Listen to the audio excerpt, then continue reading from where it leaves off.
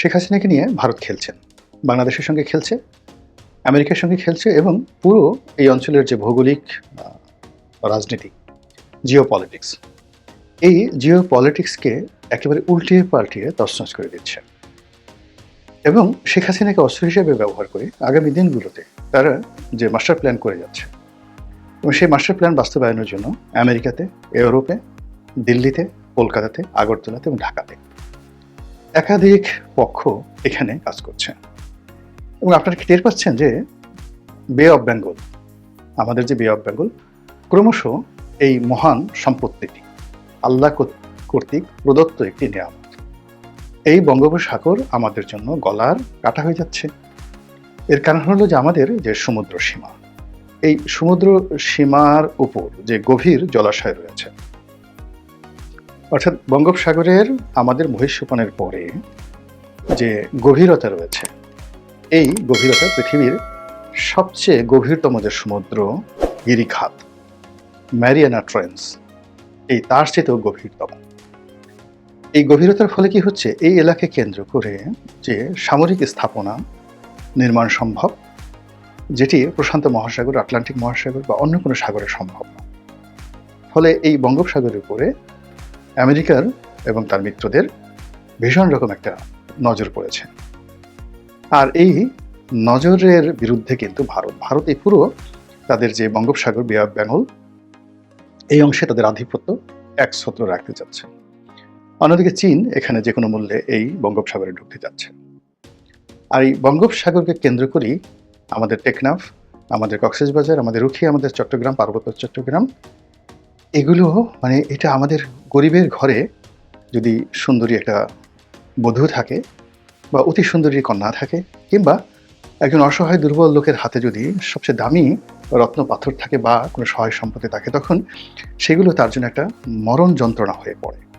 সমস্ত লোলুপ মানুষগুলো সেখানে যাকে ঝাঁপিয়ে পড়ে। তদ্রূপ এখন এই বে অফ বেঙ্গলকে কেন্দ্র করে বিশ্বের সমস্ত পরাশক্তিগুলো বাংলাদেশকে নিয়ে খেলছে এবং সঙ্গত কারণে এই খেলায় সবচেয়ে এগিয়ে রয়েছে ভারত।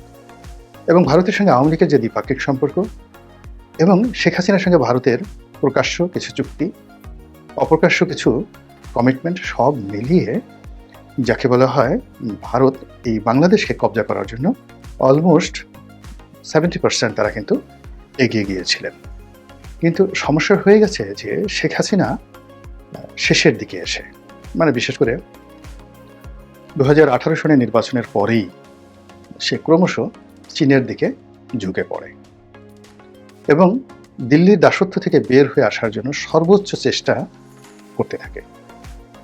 তারপর যেটা হয় সেটি হলো সে আমেরিকার সঙ্গে একটা সমঝোতামূলক সম্পর্ক করার জন্য সে প্রাণবন্ত চেষ্টা করেছে। সাদ্দাম হোসেন যেভাবে আমেরিকার সাথে সম্পর্ক করার চেষ্টা করেছে, ঠিক সেইভাবে সেও চেষ্টা করেছে। কিন্তু চীন এবং ভারত এই দুটোর সঙ্গে সম্পর্ক স্থাপন করার মতো ঝুঁকি নিতে পারেনি। এর কারণ হলো তার সারাউন্ডিং, চারপাশে ভারতের যারা লোকজন রয়েছে তারা ছিল। এবং এখানে বাংলাদেশে ভারতে এমন কতগুলো কাজ করেছে 2009 সনের পর থেকে, খুবই সেন্সিটিভ। যেমন দেখা গেল যে বিডিআর কিলিং, আমাদের আর্মির অনেকগুলো ইন্টারনাল বিষয় খুবই সেন্সিটিভ। আমাদের সেই যাকে বলা হয় দ্বিপাক্ষিক অনেকগুলো স্পর্শকাতর চুক্তি রয়েছে। এই জিনিসগুলো শেখ হাসিনার জমানায় শেখ হাসিনা করেছেন বা তাকে দিয়ে করানো হয়েছে। তো এখন শেখ হাসিনা যদি বাংলাদেশে দীর্ঘমেয়াদে ক্ষমতায় থাকে এবং চীনের বলয়ে চলে যায়, এটাও ভারতের জন্য ভীষণ রকম বিপত্তিকর। আবার শেখ হাসিনা যদি ঠিক এরকম দোদুল্যমানতায় ভারতকে রাখে, সেটাও ভারতের জন্য ঝুঁকি। এর কারণ হলো যে যদি শেখ হাসিনা বাংলাদেশে তার পতন ঘটে এবং তিনি বিচারের মুখোমুখি হন, তাহলে পুরো বিষয়গুলো কিন্তু আদালতে চলে আসবে, যেটি ভারতের জন্য আমাদের সাথে তাদের যে দ্বিপাক্ষিক সম্পর্ক, এটি রীতিমতো গণরস্যে পরিণত হয়ে যাবে যা করা হয়েছে। এজন্য শেখ হাসিনাকে তুলে নেওয়া, এমনকি আমার কাছে মনে হয় যে লাস্টে যে সকল বিদ্রোহ হলো, বিপ্লব হলো এবং এর মধ্যে যে সকল সন্ত্রাসী কর্মকাণ্ড হয়েছে, যে সন্ত্রাসী কর্মকাণ্ডের সঙ্গে এই বিপ্লবের যারা বেসামরিক লোকজন তাদের থাকার কথা নয়। অনেক গুলাগুলি, থানা পোড়ানো, তারপরে শেষে পুলিশ হত্যা, এরকম অনেক নৃশংস ঘটনাগুলো ঘটেছে যার সঙ্গে সরাসরি বিদেশিদের হাত ছিল। এটা একেবারে স্পষ্ট। এখন সেই হাতটা কি আমেরিকার FBI, রয়, না কি দিল্লির, নাকি অন্য কারণ, এগুলো ভবিষ্যতে আসবে। কিন্তু যে ঘটনাটা ঘটলো যে আমার কাছে যেটা মনে হয়েছে যে আমি কথা আগেও বলেছি বহুবার যে বঙ্গবন্ধু একটা সময় দিল্লির জন্য খুব অসহ্য হয়ে পড়েছিল। ফলে বঙ্গবন্ধু হত্যাকাণ্ডের সঙ্গে তাদের একটা উল্লাস ছিল, তাদের একটা সংযোগ ছিল। তদ্রূপ এই যে শেখ হাসিনার যে পতন, এই পতনের সঙ্গে যে ভারতের কোনো হাত নেই, এটা কিন্তু বলা যাবে না। কি কারণে হাত আছে? প্রথমত হলো তাকে বাগে নেওয়া। দ্বিতীয়ত হলো তার মাধ্যমে যে কর্মকাণ্ডগুলো করা হয়েছে সেই কর্মকাণ্ডগুলো যেন পাবলিকলি জনগণের কাছে চলে না আসে। তৃতীয় কারণ হলো যে আপনি যদি ঠিক মীর জাফর ক্ষেত্রে এই ঘটনাটা ঘটা হয়েছিল হলো আমি শেখ হাসিনাকে অবশ্যই মীর জাফরের সঙ্গে তুলনা করছি না। অর্থাৎ মীর জাফরকে ক্ষমতায় বসানো হলেও কিন্তু ক্ষমতায় বসে তিনি সেই ইংরেজদের কর্তৃত্ব অস্বীকার করে স্বাধীনভাবে চলার চেষ্টা করলেন। তখন করলো কি তাকে ক্ষমতাচ্যুত করে তার জামাই মীর কাসিমকে বসানো হলো। মীর কাসিম ছিলেন আরও স্বাধীন চেতা। তখন সে বলল যে কি হলো, মানে আমরা তো আরো বিপদে পড়লাম। তখন মীর কাসিমের সঙ্গে তাদের যুদ্ধ করতে হলো, বক্সারের যুদ্ধ করতে হলো। তো এটা বক্সারের যুদ্ধ নয়, এটা অন্য একটা যুদ্ধ। যাই হোক, সেই মীর কাসিমের সঙ্গে যুদ্ধ করে মীর কাসিম পরাজিত হলেন, নিহত হলেন। তারপরে আবার বাংলার সিংহাসনে নবাব যাকে বলা হয় মীর জাফর আলী খানকে আবার দ্বিতীয়বার ইংরেজরা বসিয়েছিল। তো দ্বিতীয়বার ইংরেজরা বসালো মীর জাফরকে, তখন মীর জাফর দেখলো যে তার প্রাণে বেঁচে থাকাই দায়। ২ নম্বর হলো যে এখন ক্ষমতায় বসে তারা নবাব হওয়ার শখ নেই, বাকি জীবন ইংরেজরা যদি সব নিয়েও যায় সে শুধু ভাতাভোগী থাকতে চায়। ঠিক সেইভাবে সে আবার দ্বিতীয়বার কিন্তু বাংলার সিংহাসনে বসেছিল এবং আমির তো সে বাংলার সিংহাসনে ছিল। এখন শেখ হাসিনা এই যখন বাংলার সিংহাসনে ছিলেন, তো তিনি এখানে থেকে চীনের দিকে হাত বাড়াতেন এবং তার সবচেয়ে বড় ভুল হলো এইবার নির্বাচনে জয়লাভ করে বেইজিং যাওয়াটা। এটা তার কোনো অবস্থাতে উচিত হয়। তো তিনি সেই কাজটি করেছেন। তারপরে এই তার জাতিসংঘে যাওয়ার দরকার ছিল না। এই সময়টাতে তিনি গুছিয়ে উঠতে পারতেন, তার পলিটিক্যাল উইংসগুলো তিনি ঠিক রাখতে পারতেন, কিন্তু সেগুলো না করে তিনি সেই দিল্লিকে অস্বীকার করে যখন স্বাধীন সার্বভৌম এমন একটা ভাব যে আমি যা ইচ্ছে তাই করতে পারি, তখন তাকে একটা শিক্ষা দেওয়ার জন্য যদি দিল্লি তাদের প্ল্যান বি করে থাকে, এটা অস্বাভাবিক কিছু নয়। যাই হোক, এখন শেখ হাসিনা দিল্লির হেফাজতে আছেন। তো দিল্লি যদি তাকে আবার বাংলাদেশে ফেরত পাঠায়, এটি সেই মীর কাসিমের পরে ইংরেজরা রবার্ট ক্লাইভ যে কাজটি করেছিলেন মীর জাফর আলী খানকে নিয়ে, ঠিক একই ঘটনা ঘটবে। ২ নম্বর হলো যে শেখ হাসিনা ধরেন কখনো তাকে পাঠানো হলো না, কিন্তু শেখ হাসিনার মাধ্যমে যে জিনিসগুলো করা হয়েছে সেই জিনিসগুলো এই বর্তমান সরকারের কাছ থেকে আদায় করার জন্য ভারত যদি চাপ দেয়, এই চাপ বর্তমান সরকার দিতে পারবে না। তৃতীয়ত হলো যে শেখ হাসিনাকে ওখানে রেখে তারপর তার যে রাজনৈতিক দল, সেই রাজনৈতিক দলের সাহায্য সহানুভূতি ভারত সংগতির কারণে পেয়ে গেছে। এবং যেহেতু সেখানে আছে, আওয়ামী লীগের একটা বিশাল নেতাকর্মীরা এখন ভারতে ছড়িয়ে পড়েছে এবং আগামী কিছুদিন যদি এভাবে চলতে থাকে তাহলে আরও অন্তত ১ থেকে ১.৫ লাখ আওয়ামী লীগের শীর্ষ পর্যায়ের নেতৃবৃন্দ রয়েছেন, তারা ভারতে চলে যাবেন। তখন ভারত কেন্দ্রিক একটা বলয় কাজ করবে, বিকল্প শক্তি কাজ করবে, যেভাবে শান্তি বাহিনীকে দিয়ে তারা পূর্ব পার্বত্য চট্টগ্রামকে অস্থির করে ফেলেছিল। তো একইভাবে যদি শান্তি বাহিনীকে দিয়ে পুরো পার্বত্য চট্টগ্রাম, পুরো সেনাবাহিনীর কয়েকটা রেজিমেন্টকে তারা সেই আমাদের জাতীয় বাজেটের একটা বিরাট অংশ আমরা ওখানে কিন্তু শান্তি বাহিনীর সাথে যুদ্ধে খরচ করেছি।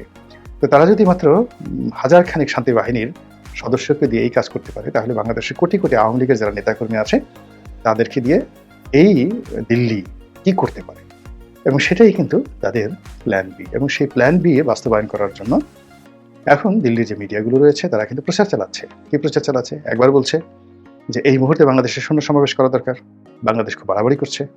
আর এক পক্ষ বলার চেষ্টা করছে বড় বড় মিলিটারি এক্সপার্ট ওখানে লেফটেন্যান্ট জেনারেল হয়েছেন, ফুল জেনারেল হয়েছেন, মেজর জেনারেল হয়েছেন, এবং গ্লোবাল পার্সপেক্টিভে তাদের যে সামরিক বিশ্লেষণ খুবই গুরুত্বপূর্ণ।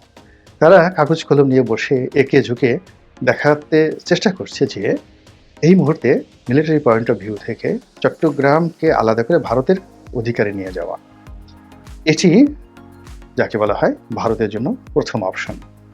দ্বিতীয় অপশন হলো যে চট্টগ্রাম মায়ানমারের একটা কিছু অংশ, এগুলো নিয়ে যদি আলাদা একটা স্টেট করে দেওয়া হয় এবং তাদের সঙ্গে যদি একটা সেই যাকে বলা হয় করিডোর চুক্তি থাকে, সেই করিডোরের মাধ্যমে তারা তাদের পণ্য পরিবহন থেকে শুরু করা সব কিছু তারা করতে পারবে। তাহলে তারা দুটো অংশকে টার্গেট করেছে। একটা হলো শিলিগুড়ি করিডোর, আমাদের উত্তরবঙ্গের আপনি দেখবেন যে একটা মাথা আছে ম্যাপে, সেই মাথার অংশটা তারা কেটে দিতে চাচ্ছে।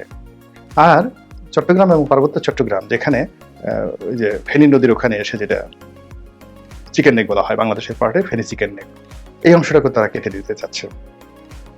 এটা নিয়ে ভীষণ রকম প্রচার এবং প্রোপাগান্ডা চলছে ভারতে। যার কিছু অংশ যে বাংলাদেশে যারা দেখেন, আমরা দেখার সাথে সাথে ঘুম হারাম হয়ে যায়। তো এই যে ভারত যে প্ল্যান বি শেখ হাসিনাকে হাতে রেখে আওয়ামী লীগকে নিয়ে, বাংলাদেশকে নিয়ে যে করে যাচ্ছে অনবরত, তার বিরুদ্ধে আপনি, আমি, আমাদের সরকার, আমাদের জনগণ আমরা আসলে কি করছি? আমরা কি তসবিহ টিপছি? সুবহানাল্লাহ, আলহামদুলিল্লাহ বলছি? সবকিছু আল্লাহর উপর ছেড়ে দিয়ে বসে আছি? নাকি আমরা মনে করছি যে না, কিছুই হবে না, আবাবিল পাখি এসে আমাদেরকে রক্ষা করবে? রাজনীতির সবচেয়ে বড় নির্মমতা হলো যে এখানে পার্মানেন্ট বন্ধু বলে কেউ নেই, আর পার্মানেন্ট শত্রু বলে কেউ নেই। এখানে শুধুমাত্র পার্মানেন্ট যে জিনিসটি সেটা হলো স্বার্থ। ভারতের যা স্বার্থ আছে সেই স্বার্থ অনুযায়ী তারা কাজ করবে, তারা শত্রু মিত্র চিন্তা করবে না। ২ নম্বরে যে জিনিসটি হলো সেটি হলো প্রতি ৫০ বছর পর সেই মানচিত্র পরিবর্তন হয়। এরপর প্রতি ১০০ বছর পর সেই মানচিত্র থেকে শুরু করে আরো বড় ভৌগোলিক বিবর্তন ঘটে যায়। বোঝার চেষ্টা করুন, ১৯৭১ থেকে এ পর্যন্ত আমরা কিন্তু ৫০ বছর অতিক্রম করে ফেলেছি। So it's a huge burden, historical burden for us and for our nation. আমরা যদি বলেন যে তাহলে বলেন তো এই সময়ের মধ্যে ৭০ বছরে আমেরিকার কি ভৌগোলিক পরিবর্তন হয়েছে, ইংল্যান্ডের কি পরিবর্তন হয়েছে ৫০ বছরে, ইন্দোনেশিয়ার কি হয়েছে, গিয়ে দেখেন সব জায়গাতে হয়েছে।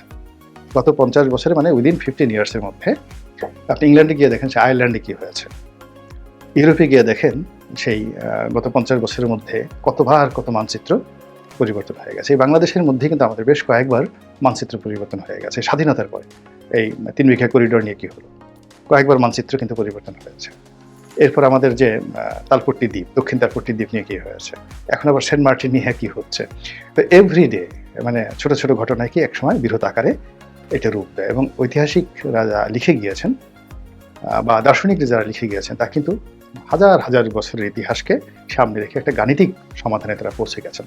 ফলে আমরা যে একটা ঐতিহাসিক সন্ধিক্ষণে আছি, সেই সন্ধিক্ষণটা আমাদের মানতে হবে। ভারতের ক্ষেত্রে আপনারা বলতে পারেন ভারতের মানচিত্রের পরিবর্তন হলো কি করে? ভারতের একেবারে মানচিত্রের পরিবর্তন হয়েছে ২ বার। হায়দ্রাবাদকে যখন তারা ইনক্লুড করলো তখন একবার পরিবর্তন হয়েছে, সিকিমকে যখন তারা ইনক্লুড করলো তখন আবার পরিবর্তন হয়েছে। এবং রিসেন্টলি তাদের মানচিত্র পরিবর্তন হয়েছে, আগের ২ বার তারা গ্রহণ করেছে, আর রিসেন্টলি বিশাল অংশ অলমোস্ট প্রায় ৩০-৩৫ হাজার বর্গ কিলোমিটার এলাকা কিন্তু চীন দখল করে নিয়েছে। ফলে এটা ভারতের মানচিত্র থেকে বাদ যাবে। তো প্রতিনিয়ত কিন্তু ভাঙা করা হচ্ছে। তো কাজেই আপনি আমি একেবারে সেই যে মানচিত্র যেভাবে এঁকে আছে ওইভাবে সারা জীবন থাকবে ওর মধ্যে চিন্তা করে যদি আমরা বসে থাকি তাহলে দুর্ভোগ দুর্দশা আমরা এড়াতে পারবো। আল্লাহ আমাদের সবাইকে হেদায়েত দান করুন এবং হেফাজত করুন। আসসালামু আলাইকুম ওয়া রাহমাতুল্লাহি ওয়া বারাকাতুহু।